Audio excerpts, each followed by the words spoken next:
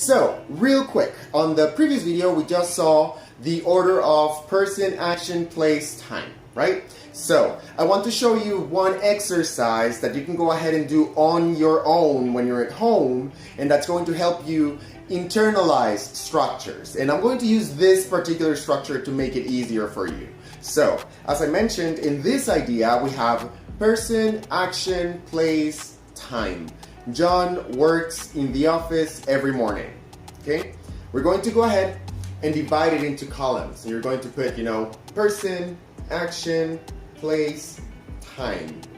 Once you have that, what you're going to do is you're going to go ahead and change one of them in the sentence and say it completely. For example, John works in the office every morning.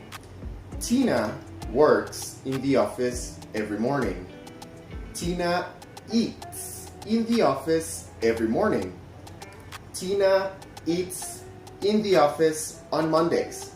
So I only change one of the 4 parts at a time, and I keep on making changes. This is a substitution exercise for structure internalizing that I want to share with you.